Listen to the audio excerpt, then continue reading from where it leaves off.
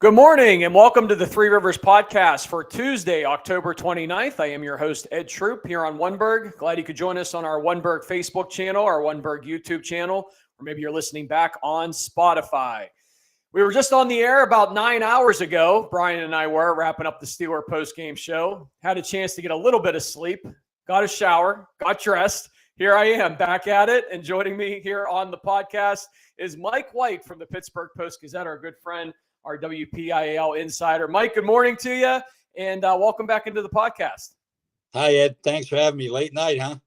Late night. It was a good night for the Steelers, though. They come up with their sixth victory of the year to go 6-2 into the bye week. And, it's always interesting when you're up doing those post-game shows late at night.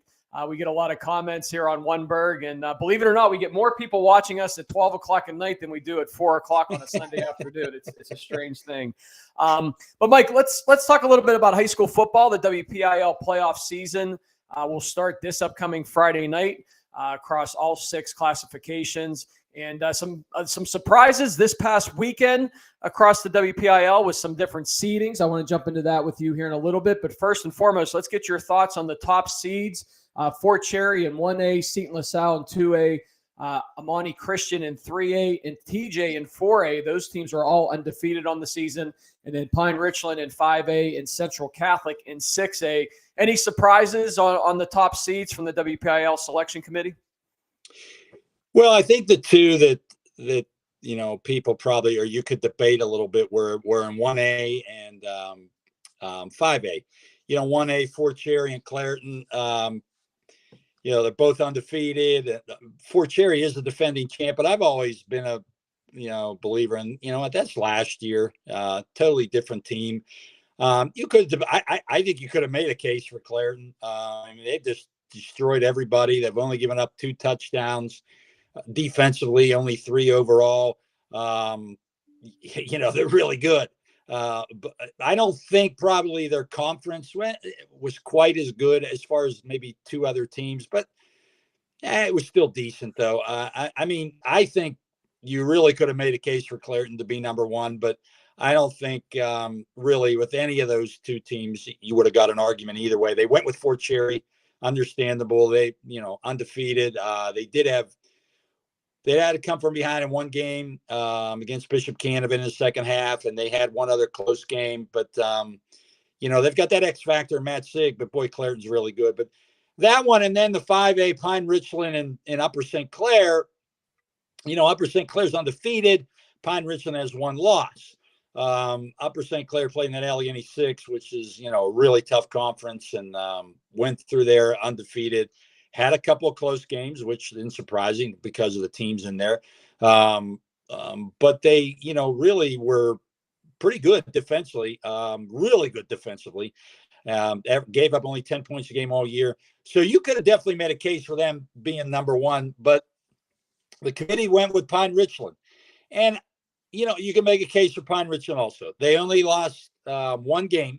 It was the 6A North Allegheny. And that was a close game, 28-21. And what Vince Sortino from WPIAL said, the committee decided to put Pine Richland over the top because of the 1 victory over Central Catholic.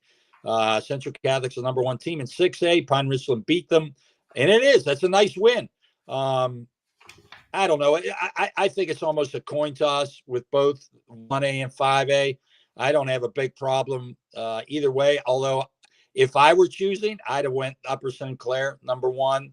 Pine Richland's quarterback is a little banged up. He did not play last week.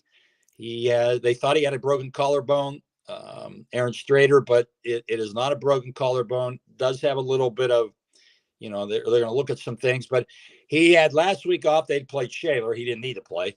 And then they have a bye. So he will have 2 weeks off, but he's a little banged up.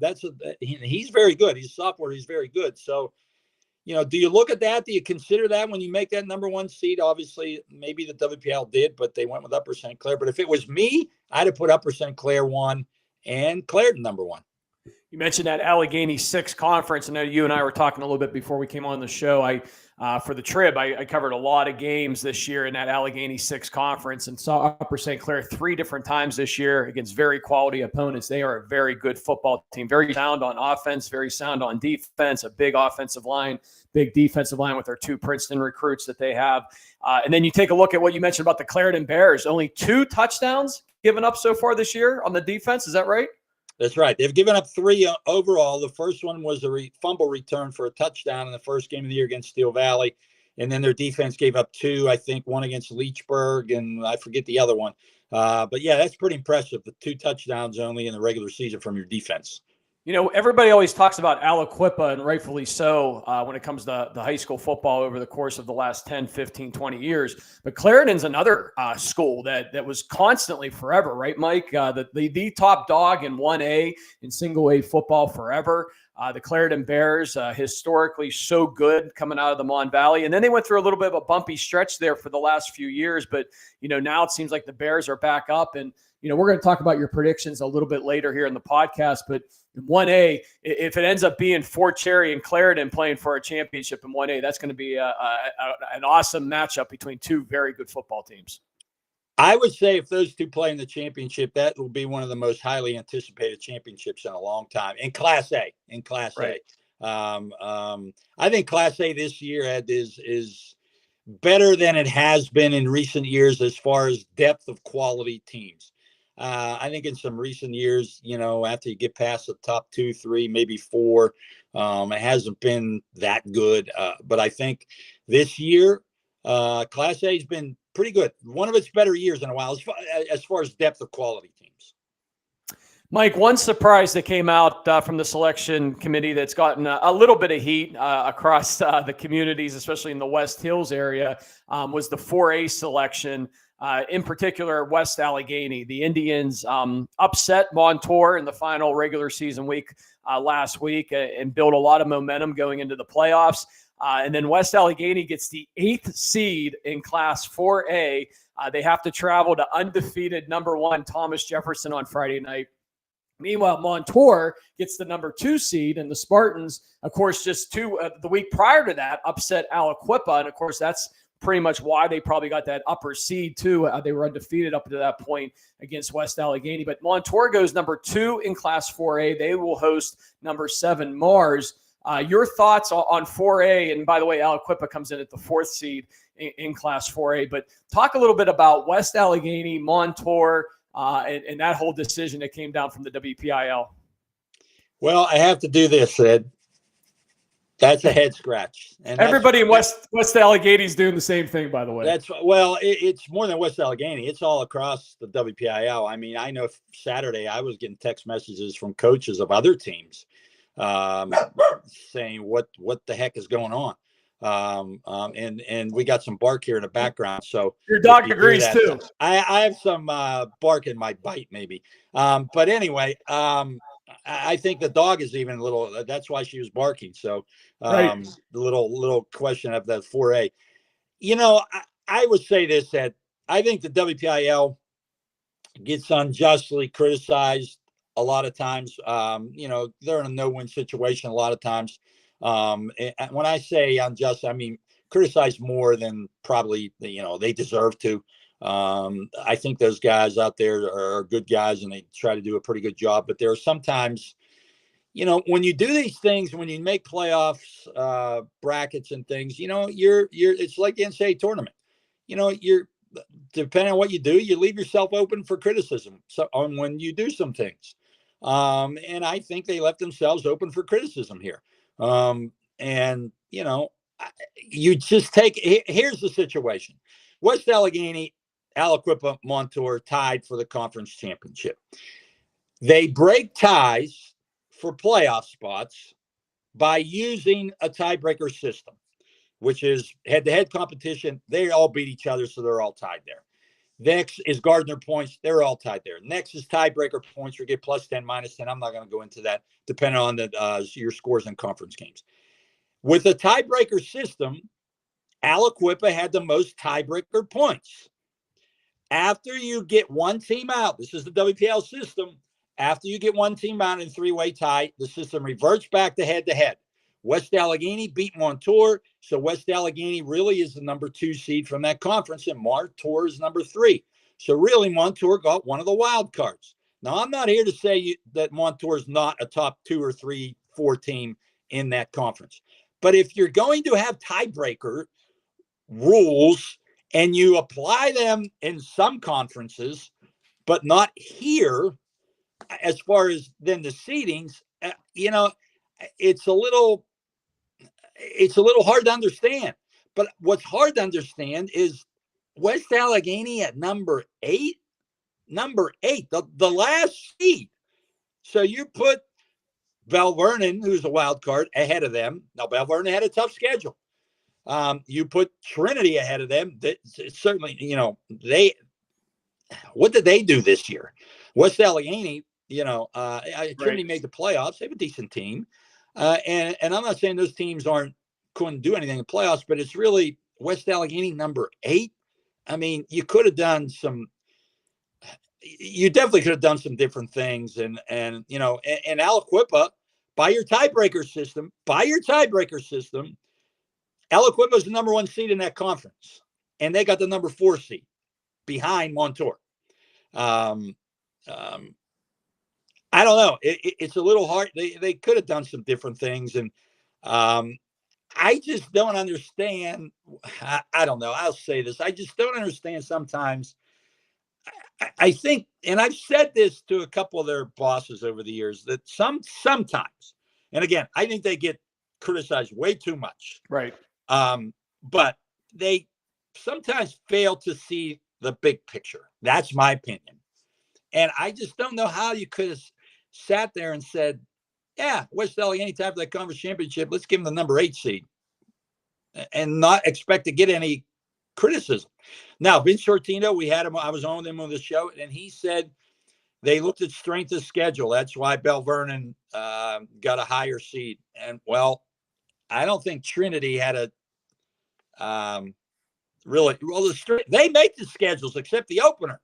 Right. And Bell Vernon, they could have picked West Mifflin for the wild card over Bell Vernon. Those two teams are very similar. Right. They could have done, and if they say, well, we gave West Allegheny number 8 because we didn't want to put conference teams together. In the first round, you already got Montour Mars playing. They played in the regular season. You got McKeesport Bell Vernon playing. They played together. They played each other in the regular season. So what would have been the difference if you put 2 conference teams together? You know what I mean? Right. But they still could have done, something different. If they didn't want to do that, if they did not want to do that, I would have gone. You could have gone Mars number 8 then, played Mars against Thomas Jefferson. Number 2, Aliquippa would play Bell Vernon. Number 3, all right, if you want Montour number 3, put them 3. But I think you could have put West Allegheny 3. Whoever that is, they play Trinity, and McKeesport plays either Montour or West Allegheny. And I don't think anybody would have said a word if you did that. Yeah, that's just my opinion. I agree, Mike. That seems to flow a little bit better. So 2 quick takeaways there, what you mentioned. One is, I didn't realize, and I don't think a lot of people realize either, when you have a 3-way tie, once you determine the first winner, the determined 2 and 3, it resets the tiebreaker and goes back to head-to-head. I don't think a lot of people realize that. I think people think it's just a 3-way and they determine it from there. Did not realize that it resets after that. The other takeaway too that you mentioned there too in Class 4A is also just being able to put these teams and reshuffle them. I was always under the impression that the committees, when they did these brackets, looked at each conference winner and they either got 1, 2, 3, or 4 depending on how many conference winners you had, and then everyone else filtered in. But with this, it seems like they had their 8 qualifiers with the wild cards, and then they reset it. A wild card team to me is always a 7th or 8th seed. They're the last one in. They're at the end. Obviously, they reset these brackets, I'm thinking, whenever they take the 8 teams and reseed them based on what you said, strength of schedule and other factors. Well, because you win a conference, you don't necessarily get a top 4 seed, and that goes with basketball also, Ed. You look, for example, I think in Class A, Jefferson Morgan from the much maligned class Tri-County South Conference. They were undefeated and they won that conference, and they only got the number 6 seed. So winning a conference doesn't necessarily put you in the top 4 seeds. And it's the same way in basketball with sections. This is the first year that the WPIAL picked the wild card teams themselves, and Montour, rather than using a tiebreaker system or records, and Montour got a wild card. There's no way I would put Montour number 7 or number 8, even though they're a wild card team. And the WPIAL pointed that out. They can, it's totally up to them to put, before the season, they pointed out, totally up to them to pick the wild cards. This is the first year they've done that. And, I don't have there's no way I'd put Montour number 7 or number 8. Now, the argument would go, well, if you put Aliquippa number 2, but Montour beat them. Yes, they did, but West Allegheny beat Montour. So, they all beat each other. So you really can't use that argument. And, strength of schedule, West A played, they got beat pretty badly by Peters Township, and they had another good opponent that they played, but they also had injuries early in the season. Brock Cornell was one of their best players. He was out for a little bit, another injury, and they're just getting healthy in the last part of the season. And, I don't know if that's anything you look at, but, another surprise, though, is in 5A when you talk about those tiebreaker points. For the wild card in 5A in the Big East, there were 3 teams tied for 4th place: Gateway, Kiski area, and Latrobe. You go to the tiebreaker points. Gateway finishes 4th. Gateway finishes 4th in tiebreaker points. Now, under their system, then if you want to do the next spot, Latrobe lost to Kiski area. Kiski area would be 5th. Okay. Who got the wild card? Latrobe. Yeah. Latrobe got the wild card. Now, they did just beat Gateway, but Gateway had 2 losses in the 8th and 9th week by extra points, a blocked extra point and a bad snap. They lost 28-27 both times, and they did get smacked by Hempfield Friday. But again, you have these tiebreaker systems to break ties. And under that tie, Gateway would have been 4th, Kiski 5th, and Latrobe 6th. But Latrobe got the wild card. I don't know. Go figure. Mike, some of the top storylines going into the 2024 playoffs. You had a good piece in the Post-Gazette the other day about 8 undefeated teams heading into the playoffs. You got Upper St. Clair in 5A, Thomas Jefferson in 4A, Amani Christian in 3A, Seton LaSalle in 2A, Elwood City. I definitely want to get your thoughts on the Wolverines in a second. They've had an outstanding year. They're still unbeaten going in 2A. Fort Cherry and Clarendon, as we already talked about, and you mentioned Jefferson Morgan, all in 1A. 8 undefeated teams heading in to the WPIAL playoffs. Your thoughts and any other top storylines on the 2024 playoffs as we go into the playoffs this Friday. But one I'll ask you right away, and then we'll get your thoughts on the other one. Is Elwood City. A great year for that team, undefeated heading in, the Wolverines in the playoffs this year.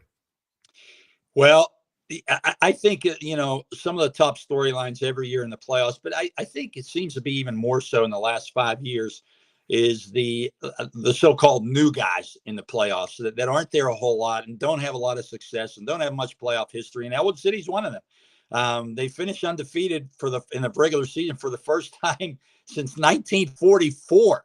1944. And that team, actually, there were no playoffs back then. They only played in their only championship games. And they decided who was in the championship by Gardner points, and you had to be undefeated. And they played in the championship that year against Denora, which was one of the great teams of all time in the WPIAL. They had Arnold Gliffo, went to Army and was an All-American, played, I think, 3 sports or 4 sports at Army. Was a great, he's in the College Football Hall of Fame. They had Deacon Dan Tyler on that team. He was the NFL leading rusher one time. He played for the LA Rams. It's considered one of the greatest teams ever in the WPIAL history, and they beat Elwood City at Pitt Stadium. So, you look at Elwood City, you look at South Allegheny. They haven't won a playoff game since 1986. They finished 8-2. Jeff Morgan was undefeated for the first time since 1989. Southmoreland's in the playoffs. They have never won a playoff game. They're 0-5. So you got the new guys, and that's always some neat storylines, I think. And I think it's good that the WPIAL has, maybe 3 teams from a conference, sometimes 4. I don't know. I used to maybe think it was too many, but I don't think that anymore, because making the playoffs is really big to some of these teams that don't have much success. You got them, and I would say, some of the other better storylines. Does Aliquippa go to the championship again? I don't know. They've been there 16 years in a row now. Tyke, I think it all depends on Tyke Hayes' health. He's missed some time this year. He was hurt again in the 8th game. Or the 9th game, and he did not play this past week. They didn't need him. Do they get to the championship again? West Allegheny, their situation. What do they do? I think coaching storylines. Does Bill Charpak get championship number 10 and pass Bob Palco for the most championships in WPIAL history? Does Art Walker get championship number 8? He is tied for 3rd in WPIAL history. North Allegheny. Do they come back again and beat Central? They're trying to win the championship for the 3rd year in a row, and that hasn't happened in the largest classification except 2 other times, and one of them being North Allegheny from 2010 or from 2010 to 12, I think it was. So there's some storylines there. You look at Steel Valley. They started the year, I think, 1-4, but they've been the championship the last 2 years. These Barksdale brothers are having great years. Class 2A? You mentioned Elwood City. There are 3 4,000-yard rushers in the Class 2A playoffs. Eric Dover from South Park, Jared Palmer McCain from Elwood City, and Donald Barksdale from Steel Valley. I don't think there's many times you see 4 4,000-yard rushers or 3 4,000-yard rushers in the playoffs. And then you've got another story. What does North Catholic do in the playoffs? They finish the regular season with the leading passer, Joey Felitsky, and the leading receiver, Riker Kennedy. One team has not had the leading passer and the leading receiver in the WPIAL since 2008 in Seneca Valley. They played Deer Lakes in the first round. Deer Lakes has 1 playoff win in school history. So I know I'm rambling on, but there are a lot of storylines like every year, Ed, you could look at. And I love the new kids on the block stuff too. And when you start thinking, some of these teams undefeated, winning conferences, making the playoffs, haven't won a playoff game in 30 or 40, 50 years for some of these schools. It's such an incredible storyline. It's going to be exciting to watch. Mike, let's go through each classification here while we have you for about another 10 minutes or so and talk about what you think the favorites are and who you think will end up being in the championship game at the end. And again, I know you wrote about this on the Post-Gazette this past weekend. And for everybody out there watching and listening, make sure you check out Mike White at the Pittsburgh Post-Gazette online. The WPIAL main feature writer, our insider, does a fabulous job over the years. If you want to read up, not just on high school football, but all high school sports, make sure you check out Mike White at the PG. Mike, let's start in 1A and we'll work our way up. Fort Cherry, as we talked about already, the number 1 seed, Clarendon, the number 2 seed. I'm just going to do the top 4 seeds in each classification. The number 3 seed, Bishop Canevin, the number 4 seed, Neshannock in Class Single A. You got Fort Cherry and Neshannock on one side of the bracket, Clarendon and Bishop Canevin on the other. Jefferson Morgan, as you mentioned, they're the 6th seed on the Clarendon side of the bracket. Who do you like in 1A? I think Fort Cherry and Clarendon go to the finals, although I would not discount Bishop Canevin. They gave Fort Cherry a heck of a game. I think I'm glad that WPIAL put Bishop Canevin on the same side of the bracket as Clarendon. Not to knock Clarendon out or anything like that, but Bishop Canevin already played Fort Cherry. So, I let them be on different sides of the bracket. But I like Neshannock too. I think they're a sleeper team, and up in Lawrence County, people kind of forget about them. I think they're pretty good, but I think Fort Cherry and Clarendon in the finals, definitely. But I wouldn't be surprised. It wouldn't be shocking if Bishop Canevin really gives Clarendon a handful. In Class 2A, Mike, you got the top seed, undefeated. We talked about St. LaSalle a little bit earlier. Number 2, South Park. There's a team we haven't talked about yet. Number 3, Elwood City. And then number 4, Steel Valley. St. LaSalle, Steel Valley on one side of the bracket, South Park and Elwood City on the other. Your thoughts on 2A? I think this is definitely the weakest classification WPIAL at as far as depth of quality teams. It's been that way since the start of the year. I mean, Seton LaSalle 2 years ago didn't win a game. They didn't win a game 2 years ago. Now here they are undefeated. I think they're definitely a team to beat. I think they get to the finals. After them, South Park is kind of a mystery team.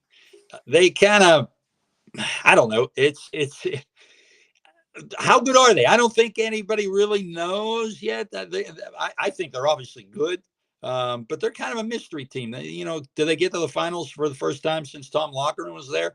But you know what? Steel Valley's really good and really coming on.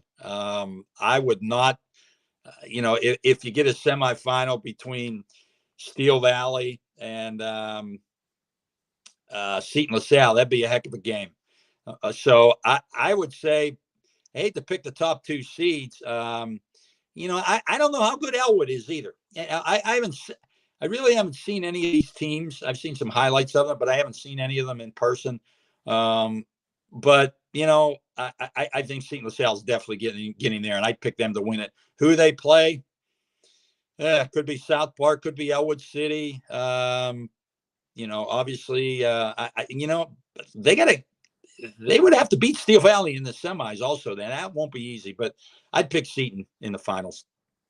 Class 3A, Amani Christian undefeated, as we mentioned earlier, with those 8 teams undefeated going into the playoffs. They're the number 1 seed in Class 3A. Number 2, Central Valley. Number 3, Elizabeth Forward. And number 4, Beaver. You got Amani Christian, Beaver on one side of the bracket, Central Valley and Elizabeth Forward on the other. Mike, in Class 3A, I haven't seen Amani this year or EF, but I have seen Central Valley, and I've also seen Beaver a couple times this year. And you and I were talking a little bit off air. We were at that Beaver-Avonworth game this past Friday night. Beaver's an impressive team. They're the 4th seed in there. Central Valley, also tough schedule to start out, but turned it on when they had to. They're a talented football team as well in Class 3A. Yeah, they only have a 5-5 record, Central Valley, but there was a 3-way tie for that conference championship, and they went strictly by the tiebreaker points. And Central Valley got number 1, and then you revert back to head-to-head, and Beaver got the 2nd seed, and Avonworth the 3rd seed, and that's the way they are in the playoffs. Also, 3A is really good as far as I think the balance of teams here. Amani Christian obviously is very good. They beat Beaver.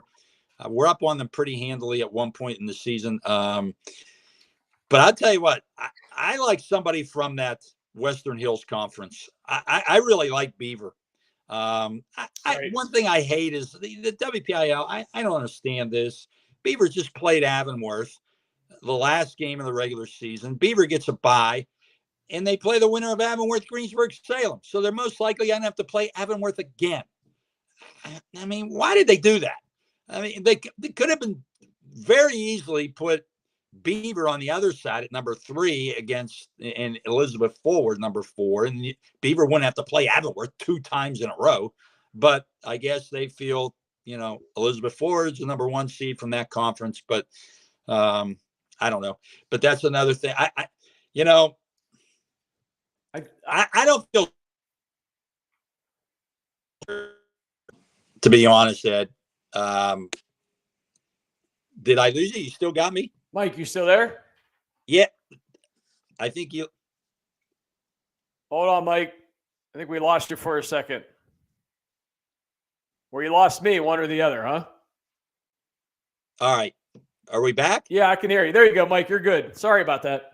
Yeah, that was me, I think. But you know what?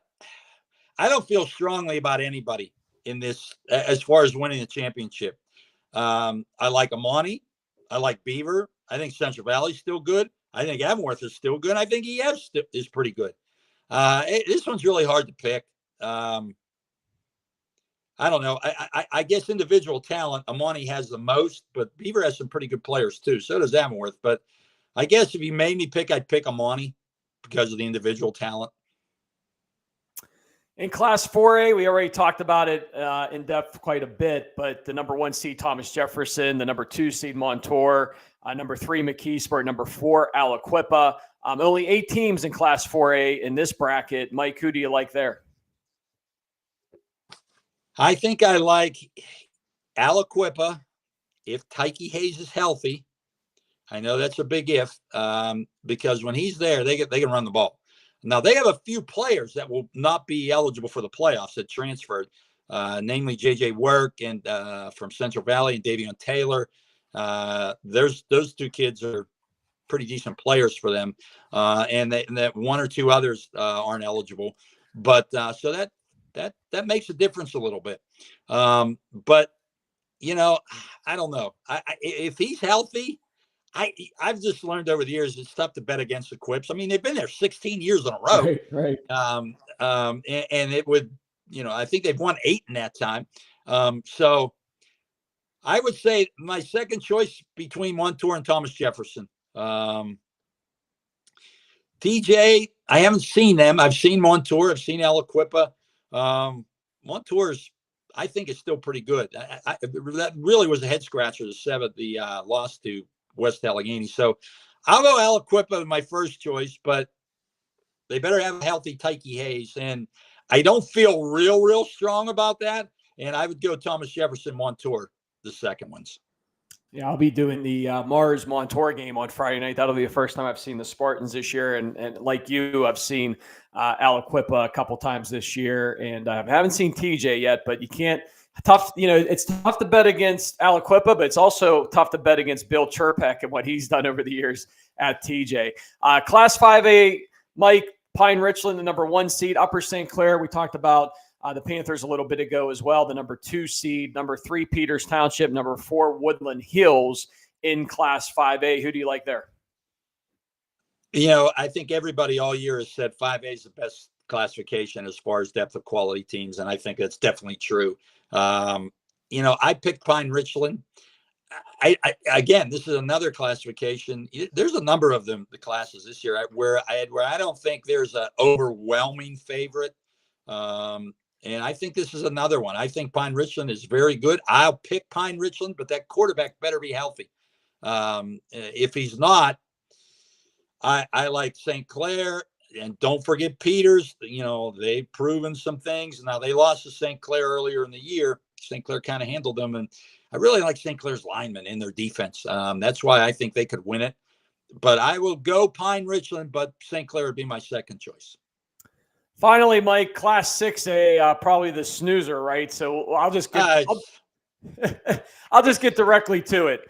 Can the 4th seed Seneca Valley upset the number 1 seed Central Catholic? And can the number 3 rebuilding Mount Lebanon Blue Devils here in 2024, do they have a chance against number 2 North Allegheny? Well, yeah, everybody has a chance. And yeah, it can happen, but it's not going to happen. Central Catholic and North Allegheny are going to meet in the championship again. They'll probably meet in the championship, I don't know, for the next 40 years if the 6A keeps going the way it is. It's nothing WPIAL can do. Right. They only have 7 6A teams. Last year they had 5. I've said it. It's kind of 6A is kind of boring a little to me. I'm not saying that teams are boring or there isn't talent or anything, but it just I don't know. There's just not much intrigue, and I think Central Catholic and NA definitely get to the championship again. I'm going Central Catholic. I think I picked them the last 2 years, but I still think they're really good. In North Allegheny, it wouldn't shock me if they won, but I don't think North Allegheny is as good as they were last year or the year before that. Not quite as good. They lost their leading rusher, Liam Flaherty, for the season with a knee injury. I think that really hurts them. They have a sophomore quarterback who seems to be coming along a little bit, Brady Brinkley, but he's still a sophomore. The first time they played against Central, he really had a rough time. But I just think Central, too much talent, and be shocked if they don't win it this year. But I never like to bet against an Art Walker team. He's like Bill Chirpak. That's it. Some of these names over the years, it's just hard. You know what you're going to get when you go out and watch them play on a Friday night. Mike, one side note: Westinghouse wins the City League Championship again this past week, and they beat Alderdice, so they will be into the state playoffs here in a couple weeks, or in a few weeks, I should say. Westinghouse, very talented over the years. Another good year this year. What do you think about the Bulldogs and their possible run towards a state championship this year? I think they have a great chance of getting there. Now, let's point out they were in 2A the last 2 years when they went to the state championship, lost to Southern Columbia. They dropped down there in single A this year. They actually do not play a game for 2 weeks, Ed. They do not play until a PIAA quarterfinal game. I guess you could call it a sub-regional on the 14th or 15th. That would be a sub-regional against the winner of the District 5 championship. I think they have a pretty good chance of winning that. Then they might have to play, they will likely might have to play Bishop Guilfoyle, which is a very good District 6 team. And then if they would win that game, and this is what people need to know, a lot of people are thinking, oh, I can't wait to see a semifinal game, maybe between Westinghouse and WPIAL champ, maybe Fort Cherry, maybe Clarendon. That will not happen. The Class A bracket, the City League team, which is Westinghouse, from that side of the bracket, they play through the East in the semifinals. So if they get to the semifinals, Westinghouse, they would play a team from Eastern Pennsylvania in the semis. And then if they win that, how about this? If they win that, they would maybe play the WPIAL champ. So you'd have a game of, let's say, maybe a possibility of Westinghouse versus Fort Cherry or Clarendon. And we'd have to go to Cumberland Valley to play that game. Shouldn't we play that at, like, I don't know, Peters Township or something? Yeah. Right. But that's the way the brackets are set up. Well, it's going to be an exciting run, Mike, and we appreciate you coming back on the podcast to discuss it with us. The WPIAL High School Football Playoffs begin this upcoming Friday. You can catch Mike White at the Post-Gazette for all their excellent coverage of the 2024 WPIAL High School Football Playoffs, and basketball season right around the corner too, Mike. That'll be starting up here shortly, right? Yep. That's a good time of year. We'll be pivoting over to hoops, and I know you're a hoop guy, so as am I. So we'll definitely keep this going the next few months and get you back on to talk some high school basketball too over the winter time. Mike White, appreciate it all as always, my friend. Have a great day. All right, Ed. Thank you. All right, there he goes, Mike White from the Post-Gazette, WPIAL insider, talking high school football with us. Thanks for joining us here on the Three Rivers Podcast. We will see you next week right here on One Bird.